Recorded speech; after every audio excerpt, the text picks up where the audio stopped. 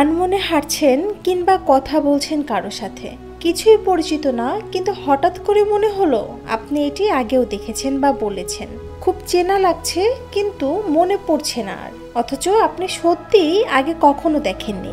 কিংবা কোনো ঘটনা বা কোনো কথা শুনে মনে হলো আগেও বলেছেন, কিন্তু কবে, কোথায়, কিভাবে মনে পড়ছে না। তখন মাথায় আসে পুনর্জন্মর কথা। আগের জন্মেও হয়তো এমন কিছু করেছিলেন, কিন্তু না, এটি একটি মানসিক অবস্থা।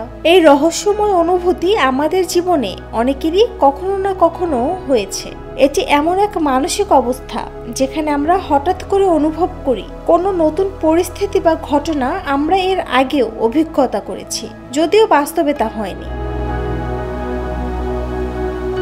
বিজ্ঞানীরা মনে করেন এটি একটি বিভ্রান্তি, যার নাম দোজাভু।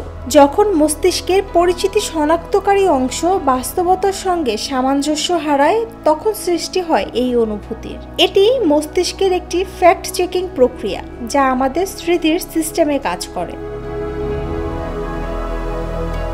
যদিও দোজাভু একটি সাধারণ ঘটনা, তবে যদি এটি ঘন ঘন ঘটে বা এর সঙ্গে অসুস্থতা, বিভ্রান্তি, স্বাদ, গন্ধ অনুভব হয়, তাহলে হতে পারে এটি একটি স্নায়বিক সমস্যা, টেম্পোরাল লোব অ্যাপিলেপসি।